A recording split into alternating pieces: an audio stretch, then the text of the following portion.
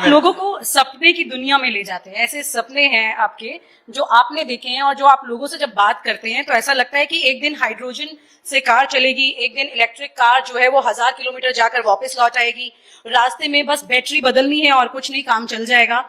और लोग सोचते हैं कि एक दिन एथेनॉल के जरिए फिर से प्रदूषण खत्म हो जाएगा, गन्ना किसान भी मालामाल हो जाएंगे और दिल्ली से 100 से 150 किलोमीटर की स्पीड पर बिना कहीं रुके या बिना किसी जाम में फंसे कोलकाता, चेन्नई, मुंबई, ये सब आधे समय में घूम के लोग आ जाएंगे। एक दिन दिल्ली से यमुना में किसी मोटर बोट में बैठेंगे और संगम से होते हुए बंगाल तक 100 किलोमीटर प्रति घंटे में घूम आएंगे। ये सब सपने हैं सर, ये वाकई में हकीकत भी हो सकते हैं। क्योंकि मैंने एक इंटरव्यू में आप देखा था, आपने बताया भी था कि जब मैं बताता था कि किस तरह से ये सब प्लान हो सकता है, तो शायद अरुण जेटली जी का आपने नाम लिया था कि ये कैसे होगा, और आपने जब ये कर दिया तो उन्होंने कहा कि वाकई में आप सपने पूरे कर सकते हैं। तो ये सपने पूरे होंगे सर? मैं आज आपको बता दूं, मैं आपने मुझे रिसीव किया जी, तो मैं जिस गाड़ी में बैठकर आया था वो हाइड्रोजन की गाड़ी थी और अभी यही है खड़ी। तो मैं जो बात कहूं, जो नहीं हुई ऐसी कोई बात नहीं जो आप मुझे बताएं। हर बात, हाँ एक बात जरूर है, कुछ डिपार्टमेंट अब मेरे पास नहीं है, प्लानिंग में हुआ है वो। पर पहली बात तो ऐसी है कि दिल्ली में ये जो सबसे बड़ा प्रदूषण पेट्रोलियम फॉसिल फ्यूल के कारण होता है। मैं एक विषय इंपॉर्टेंट है जो आपको बता देता हूँ। हमारे देश में 16 लाख करोड़ का फॉसिल फ्यूल इंपोर्ट होता है, पेट्रोल डीजल गैस। यानी इकोनॉमिक पॉइंट ऑफ व्यू भी चैलेंज है और पर्यावरण का भी चैलेंज है। अब हमने इथेनॉल पर, मेरी पास गाड़ी है इनोवा, वर्ल्ड की पहली गाड़ी है जो यूरो 6 के इमिशन नॉर्म्स को पूरी करती है। आज मैंने लेके आया, वो भी है। और उसमें से इथेनॉल जो होता है वो 60% बिजली तैयार करता है और 40% इथेनॉल पे चलती है। तो पेट्रोल का एवरेज रेट 25 रुपए लीटर पेट्रोल आएगा। तो नेचुरली उसमें इकोनॉमिक एडवांटेज भी है। हाइड्रोजन जो है वो हमारे देश में फ्यूचर का फ्यूल है और हमारा प्रयास है कि $1 का हाइड्रोजन आएगा। तो $1 पर अगर हाइड्रोजन आएगा तो 4 लीटर के बराबर डीजल के बराबर है। तो 80 रुपए में आप समझिए कितना फायदा होगा और प्रदूषण नहीं होगा। फिर इलेक्ट्रिक पर मुझे, अब आप लोग भूल गए, मुझे सब पत्रकार पूछते थे, यहाँ तक एक कार्टून में छपा था कि इलेक्ट्रिक की गाड़ी रास्ते में बंद पड़ी है, गडकरी जी के कहने पर गाड़ी ली और धक्का मारे लोग क्योंकि चार्जिंग खत्म हो। सर मैं भूली नहीं, ये तो दर्द है। कई बार सोचती हूँ कि ऐसे चले जाए इलेक्ट्रिक कार पर, लेकिन फिर ये चिंता होती है कि जितने पेट्रोल पंप दिखाई देते हैं उतने चार्जिंग स्टेशन नहीं दिखाई देते हैं।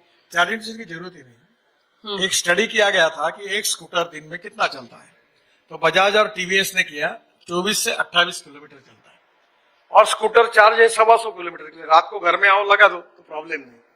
कार अब 450 किलोमीटर तक चार्जिंग होता है। कार एवरेज चलती कितनी है? 100-125 किलोमीटर। हाँ, प्रॉब्लम कहाँ है कि दिल्ली से जयपुर, दिल्ली से हरियाणा या हरिद्वार, या दिल्ली से देहरादून, या दिल्ली से चंडीगढ़ जाना है तो आपको प्रॉब्लम है। अब हम 670 रोड से एमिनिटीज बना रहे हैं जिसमें चार्जिंग स्टेशन है। आप वहां जाकर थोड़ा सा चाय पानी नाश्ता करिए, अपनी गाड़ी चार्ज हो जाएगी। तो आज देश में 85,000 बसेस निर्माण करने की हमारी क्षमता है और आने वाले 2 साल में देश में 1.5 लाख इलेक्ट्रिक बसेस आ रही। अब दिल्ली में भी आप देखो, आप किसी भी शहर में, Mumbai double decker electric bus मैंने लॉन्च की, तो इलेक्ट्रिक भी आ गई, इथेनॉल भी आ गया, फ्लेक्स इंजन भी आ गया। बेंगलोर में मैंने डीजल में 15% मिथेनॉल जो कोयले से बनता है वो डालकर वो बसेस का पायलट प्रोजेक्ट सक्सेसफुल हुआ। उसका रेट है 22 रुपए लीटर। और अशोक लेलैंड ने अपना मिथेनॉल का ट्रक लॉन्च कर दिया।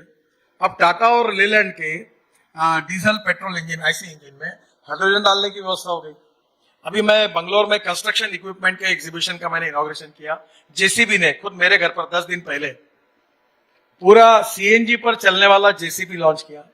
और इस जेसीबी, अब आपको एक बात बताता हूँ, हाँ बाद में इतनी इलेक्ट्रिक और हाइड्रोजन और मिथेनॉल पर, इथेनॉल पर सब कन्वर्ट हो रहे हैं। हमारे 1 लाख करोड़ की इंडस्ट्री केवल कंस्ट्रक्शन इक्विपमेंट की है जो पूरी तरह अभी बायोफ्यूल और अल्टरनेटिव फ्यूल की तरफ जा रही है। पंजाब हरियाणा में करीब 180 प्रोजेक्ट ऐसे जो परली से बायो सीएनजी और बायो एलएनजी बनाने का काम शुरू है। 36 प्रोजेक्ट पूरे हो गए हैं। तो परली जलेगी नहीं तो आप क्या प्रॉब्लम रहेगा? पानीपत में इंडियन ऑयल ने एक प्रोजेक्ट डाला है जो परली से 1 lakh litre bio ethanol, 150 ton bio bitumen और बायो एविएशन फ्यूल बना रहा है। अब हवाई ईंधन में 1% एविएशन फ्यूल जाएगी और धीरे धीरे वर्ल्ड में 5% जाएगी। और मैं ये मानता हूं कि एक समय सब हवाई जहाज किसानों ने तैयार किए हुए बायोफ्यूल पे जाएगी। आप 3 साल पहले 26 जनवरी के कार्यक्रम में हमारे फाइटर जेट और हेलीकॉप्टर 100% बायो एविएशन फ्यूल पे चले। स्पाइस जेट का विमान मैंने इनिशिएटिव लेकर देहरादून से दिल्ली 50% बायो एविएशन फ्यूल डालकर आया यहाँ।